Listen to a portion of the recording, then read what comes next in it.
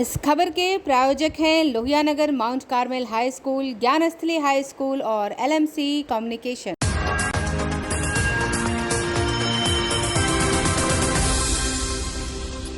नमस्कार, मैं हूं आयुषी शर्मा और आप देख रहे हैं आंखें न्यूज 24।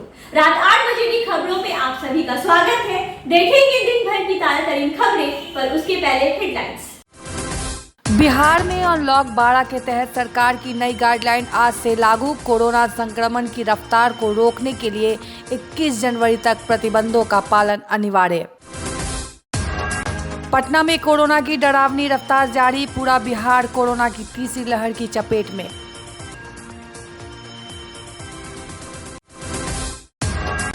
होम आइसोलेशन में रह रहे कोरोना संक्रमितों के घर तक पहुंचेगी दवा। स्वास्थ्य विभाग ने डाक विभाग के सहयोग से नई सुविधा की लॉन्च। पूरे बिहार में कोल्ड डे का अलर्ट, पटना समेत राज्य के कई शहरों में कल तक शीतलहर से राहत नहीं।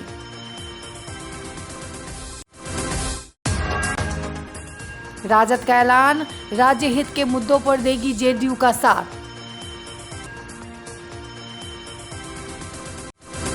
अब खबरें विस्तार से।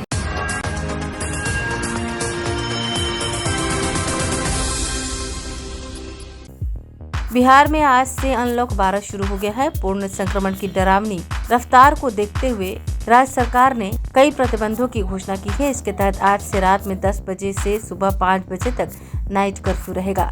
अनलॉक 12 के तहत जारी की गई गाइडलाइन के तहत आज से 21 जनवरी तक कक्षा 8वीं तक के सभी स्कूल बंद रहेंगे, जबकि 9वीं कक्षा से ऊपर क्लास 50% संख्या के साथ या फिर स्कूल प्रबंधन के अनुसार वर्चुअल चलेगी। मुख्यमंत्री नीतीश कुमार का जनता दरबार और समाज सुधार अभियान 21 जनवरी तक स्थगित कर दिया गया है। वहीं park, gym, cinema hall, mall, मंदिर भी आज से 21 जनवरी तक बंद रहेंगे। शादी और श्राद्ध कर्म में अधिक से अधिक 50 लोग ही उपस्थित रह सकते हैं। सभी पूजा स्थल श्रद्धालुओं के लिए अगले आदेश तक बंद रहेंगे। केवल पुजारी ही पूजा कर सकेंगे। Cinema hall, gym, park, club, stadium, swimming pool पूरी तरह बंद रहेंगे। रेस्टोरेंट और ढाबा समेत खाने पीने की दुकानें 50% क्षमता के साथ खुलेगी। शादी विवाह में अधिकतम 50 लोग और अंतिम संस्कार में 20 लोग ही शामिल हो पाएंगे। सभी राजनीतिक, सामुदायिक, सांस्कृतिक, सार्वजनिक आयोजनों में अधिकतम 50 व्यक्ति की अनुमति होगी, परंतु इसके लिए जिला प्रशासन से अनुमति लेनी होगी। सभी खुदरा दुकानों और प्रतिष्ठान रात के 8 बजे तक ही खुलेंगे। वहीं ठेला पर फल और सब्जी बेचने वाले घूम कर सामान बेच सकेंगे। आवश्यक वस्तुओं और सेवाओं के लिए कई राहत दी गई है। राहत पाने वालों में बैंकिंग, बीमा और ATM के साथ ही वित्तीय कंपनियों के कार्यालय शामिल हैं। साथ ही औद्योगिक और निर्माण कार्य, ई-कॉमर्स से जुड़ी गतिविधियां, कुरियर सेवाएं, कृषि और इससे जुड़े कार्य, प्रिंट और electronic media, telecommunication, internet, petrol pump, LPG, cold storage, निजी सुरक्षा सेवाएं जारी रहेंगी। दुकान और प्रतिष्ठानों में सभी के लिए मास्क जरूरी होगा। सैनिटाइजर की व्यवस्था भी अनिवार्य रूप से रखनी होगी। सोशल डिस्टेंसिंग का पालन सुनिश्चित करना होगा। शर्तों का पालन नहीं करने पर जिला प्रशासन कानूनी कार्रवाई करेगा। इसके अलावा सरकारी और गैर सरकारी कार्यालयों में 50% क्षमता के साथ कार्य होगा। बाहरी आगंतुकों के प्रवेश पर पूरी तरीके से रोक रहेगी। 9वीं और उसके ऊपर के क्लास और कोचिंग संस्थान 50% क्षमता के साथ चलेंगे। ऑनलाइन क्लास चलेगी। बस और ऑटो 100% सीट की क्षमता के साथ चलेंगे, लेकिन ओवरलोडिंग नहीं होगी। यात्रियों को मास्क पहनना अनिवार्य होगा। ब्यूरो रिपोर्ट, आंखें न्यूज 24।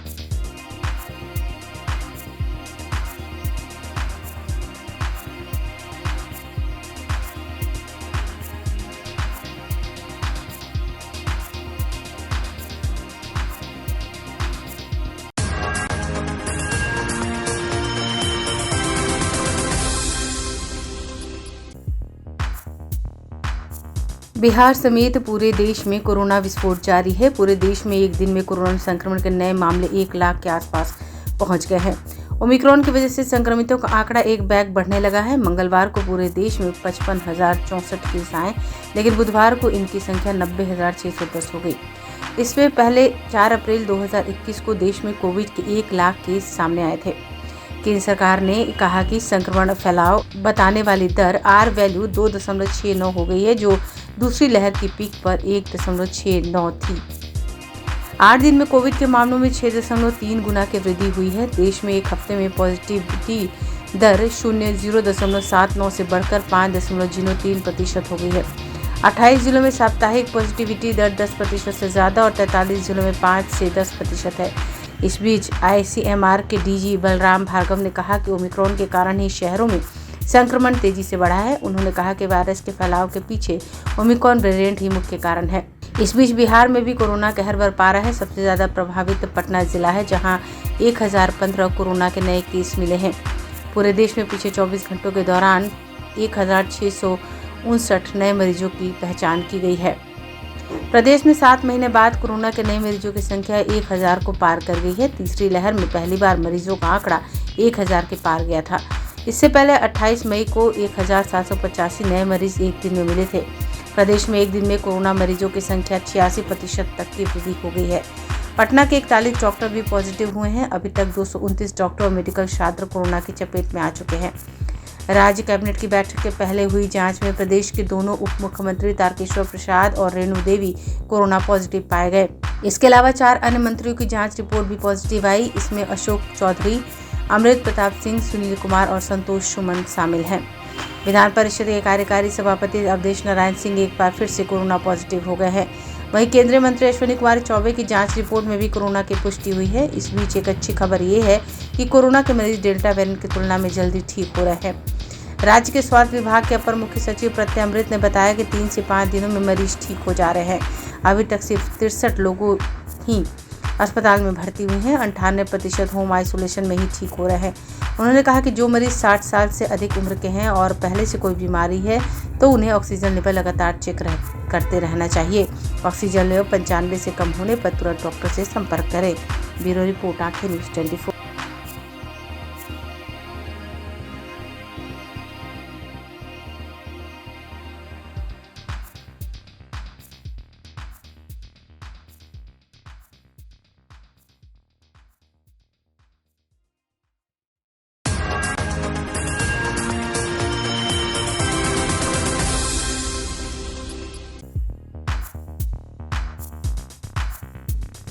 बिहार में स्वास्थ्य विभाग ने होम आइसोलेशन में रह रहे कोरोना संक्रमित मरीजों तक दवा पहुंचाने के लिए एक अनूठी पहल की है। इसके तहत जो लोग होम आइसोलेशन में अपना इलाज करा रहे हैं उनको डाक विभाग के सहयोग से घर पर कोरोना के इलाज में जरूरी दवाएं भेजी जाएंगी।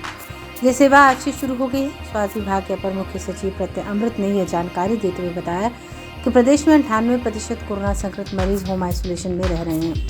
कोरोना की तीसरी लहर में हल्के और मध्यम स्तर के संक्रमण के मामले अधिक आ रहे हैं। इसको देखते हुए डाक विभाग के जरिए मरीजों के घर तक दवा पहुंचाने की व्यवस्था की गई है। उन्होंने बताया प्रदेश में 10 जनवरी से स्वास्थ्य कार्यकर्ताओं और फ्रंटलाइन वर्कर्स को कोरोना टीके की बूस्टर डोज दी जाएगी। प्रत्यय अमृत ने कहा कि केंद्र सरकार ने जो संकेत दिया है उसके अनुसार लोगों ने जो वैक्सीन ली है उसी वैक्सीन की बूस्टर डोज दी जाएगी। इधर होम आइसोलेशन में रह रहे कोरोना संक्रमित मरीजों को उनके घर पर दवा और अन्य सुविधा पहुंचाने के लिए नाम, पता और फ़ोन नंबर सही तरीके से रजिस्टर्ड कराने को कहा गया है। बिहार राज्य स्वास्थ्य समिति के कार्यपालक निदेशक संजय कुमार सिंह ने बताया कि कई संक्रमित मरीजों का पता और फ़ोन नंबर गलत है। उन्होंने अपील की है कि जो भी संक्रमित मरीज है वो अपना सही पता और फ़ोन नंबर दर्ज कराएं ताकि उनके घरों में दवा उपलब्ध कराने में सहूलियत हो। उन्होंने कहा कि कोरोना की दूसरी लहर के दौरान अस्पतालों में उपलब्ध सुविधाओं की जानकारी संजीवनी ऐप के माध्यम से दी जाती थी। अब उस ऐप को एक बार फिर से सक्रिय किया जाएगा। संजय कुमार ने कहा कि इस ऐप को एक दिन के अंदर अपडेट कर लिया जाएगा। संजीवन ऐप पर संक्रमित मरीजों के इलाज के लिए नज़दीकी अस्पताल में उपलब्ध बेड और अन्य सुविधाओं की जानकारी दी जाएगी। उन्होंने बताया कि वर्तमान में राज्य के अस्पतालों में 12,000 ऑक्सीजन युक्त बेड उपलब्ध हैं। ब्यूरो रिपोर्ट, आंखें न्यूज़ 24।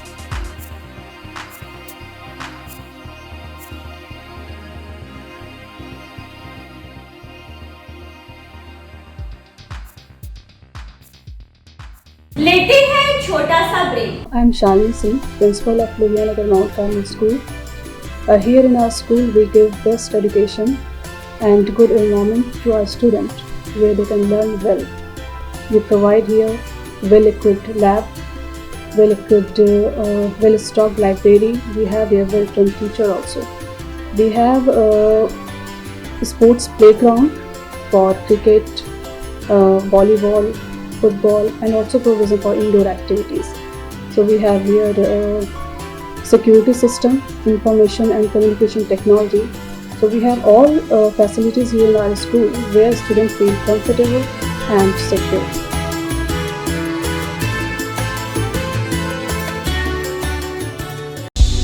क्या क्या आप पत्रकारिता के क्षेत्र में अपना कैरियर बनाना चाहते हैं?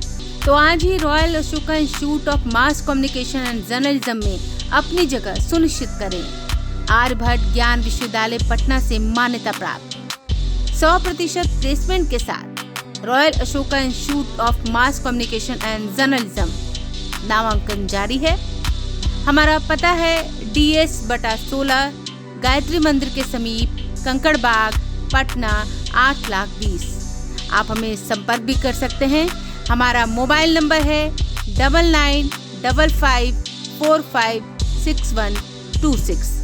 ब्रेक के बाद आपका स्वागत है।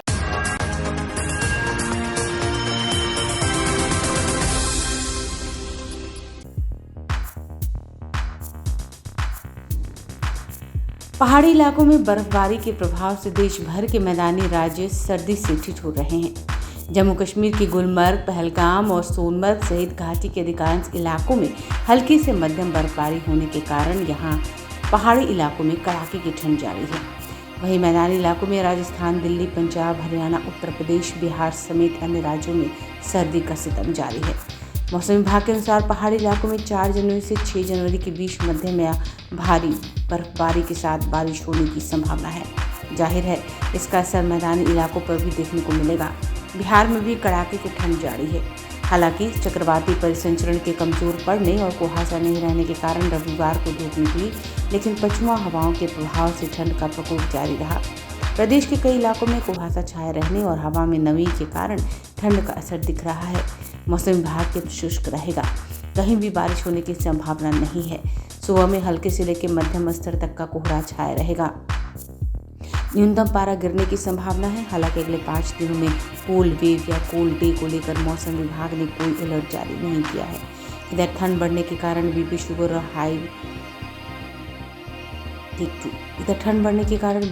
और हार्ट मरीजों की परेशानियां बढ़ गई हैं। इस रोग से पीड़ित मरीज अस्पताल पहुंचने लगे हैं। डॉक्टरों ने इस रोग को लेकर लोगों से सतर्क रहने और बचाव के लिए पर्याप्त उपाय करने की सलाह दी है। ब्यूरो रिपोर्ट आंखें न्यूज़ 24। विभाग ने आम लोगों से कहा है कि वे बिना जरूरत घर से ना निकले, हमेशा गर्म वस्त्र पहने, गर्म पानी का इस्तेमाल करें। पशुपालकों को कहा गया कि वे पशुओं को शेड में रखें, उन्हें प्रोटीन युक्त चारा और भोजन दें। पोल्ट्री फार्म में लाइट जलाएं। किसानों को कहा गया है वे शाम के समय हल्की स्प्रिंकलर सिंचाई करें और पौधों को ढककर रखें। दलहन और तिलहन को ठंड से बचाने के लिए सल्फ्यूरिक एसिड का छिड़काव करें। ब्यूरो रिपोर्ट आंखें न्यूज़ 24।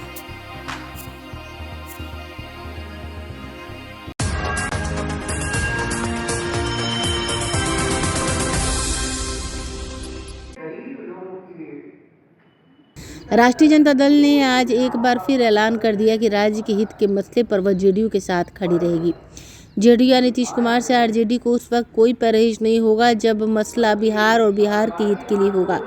जनगणना मुद्दे पर राजद प्रदेश अध्यक्ष जगदानंद सिंह ने बड़ा बयान दिया है। उन्होंने कहा कि जनगणना पर नीतीश के साथ राजद खड़ा रहेगा। हालांकि अपनों ने लगे हाथ एनडीए पर तंज कसते हुए कहा कि नीतीश के सहयोगी दल जनगणना पर अलग राय रख रहे हैं। उन्होंने कहा कि देश में कोई योजना धर्म के आधार पर नहीं हो, देश में जातियों का समन्वय नहीं हो पा रहा है। जो लोग कह रहे हैं कि जातीय जनगणना होने से देश में उन्माद फैलेगा, यह गलत है। जगदानंद सिंह ने कहा कि मुख्यमंत्री नीतीश कुमार ने तेजस्वी की मांग पर प्रधानमंत्री मोदी से भले ही मुलाकात की, लेकिन इसको लेकर अभी तक नीतीश कुमार की तरफ से आनाकानी हो रही है। कि जातीय गणना हो, थोड़ी सी एक समस्या उठी थी। जातीय गणना जब बात उठ रही थी, शुरुआत में बात नहीं माना गया, लेकिन फिर गणना हुई। आर्थिक, सामाजिक पिछड़ापन, ये सारी जनगणना के आधार बना करके हुई, लेकिन उसे गलत मान करके या सही है या गलत कभी देश के सामने उसको प्रस्तुत नहीं किया गया। इसलिए हम किसी सरकार को ऐसी जगह पर उसको परेशानी खड़ा करने के लिए मांग नहीं करते हैं। और जहां तक रहा है बिहार का, राबड़ी जी हो, लालू जी हो, इस गणना की बात होती रही। और अभी वर्तमान मुख्यमंत्री सम्मानित श्री नीतीश कुमार जी 2 बार विधानसभा में इस प्रस्ताव को सर्वसम्मति से स्वीकार करके भारत सरकार के सामने प्रस्तुत किया गया। भारत सरकार आनाकानी के बाद श्रीमान नीतीश कुमार जी ने कहा कि तेजस्वी जी के कथनानुसार उनके पत्र के आधार पर सारे विपक्ष को लेकर के मैं दिल्ली आया हूँ। भारत की सरकार के सामने कहा जनगणना होनी चाहिए, ये बिहार की इच्छा है, किसी दल विशेष की नहीं, पूरे बिहार की इच्छा है। शायद भारत सरकार ने नहीं माना, लेकिन छूट दी हर राज्यों को कि आप करा लीजिए। अब इस पर आना कानी हम लोग लगातार देख रहे हैं, इसलिए आप लोग के सामने हम लोग आना पड़ा।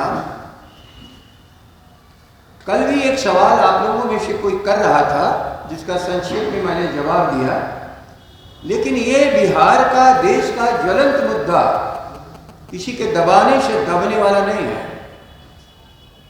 सम्मानित मुख्यमंत्री जी,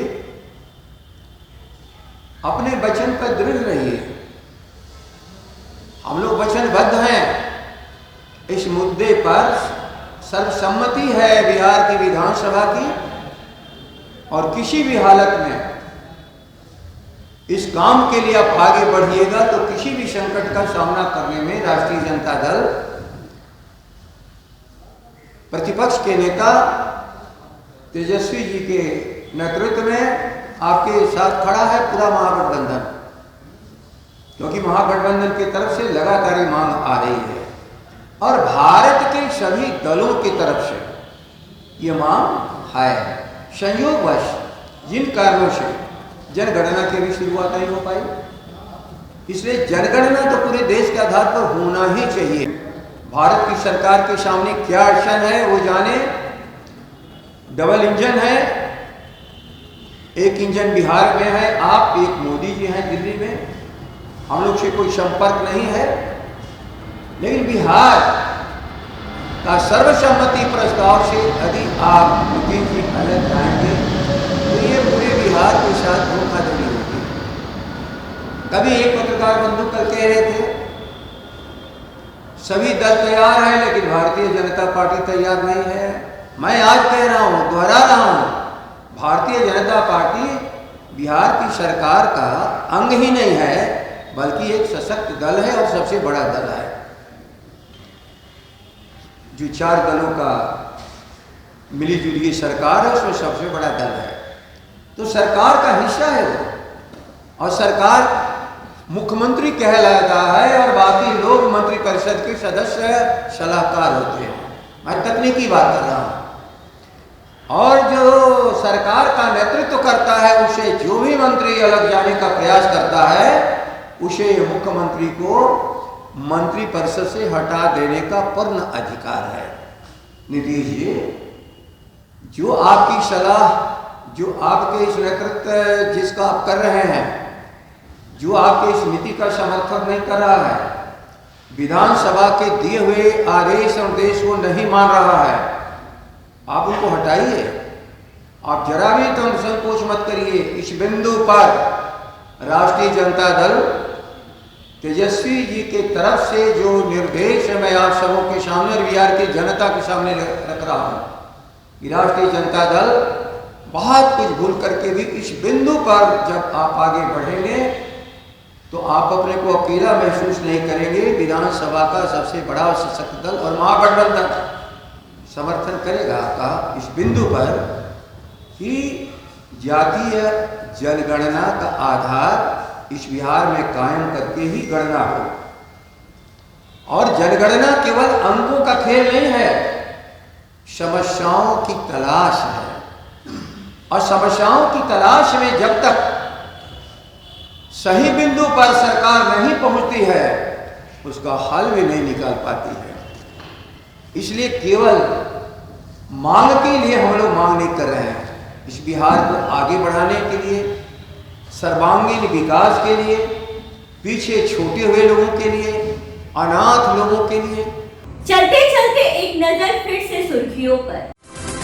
बिहार में अनलॉक 12 के तहत सरकार की नई गाइडलाइन आज से लागू। कोरोना संक्रमण की रफ्तार को रोकने के लिए 21 जनवरी तक प्रतिबंधों का पालन अनिवार्य।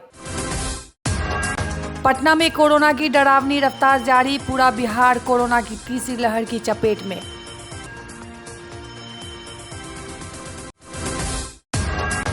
होम आइसोलेशन में रह रहे कोरोना संक्रमितों के घर तक पहुंचेगी दवा। स्वास्थ्य विभाग ने डाक विभाग के सहयोग से नई सुविधा की लॉन्च। पूरे बिहार में कोल्ड डे का अलर्ट। पटना समेत राज्य के कई शहरों में कल तक शीतलहर से राहत नहीं।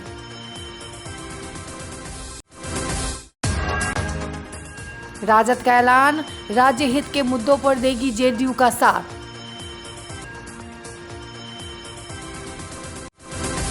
फिलहाल के लिए इतना ही। मुझे दीजिए आज्ञा और आप देखते रहिए आंखें न्यूज़ 24। नजर हर खबर पर।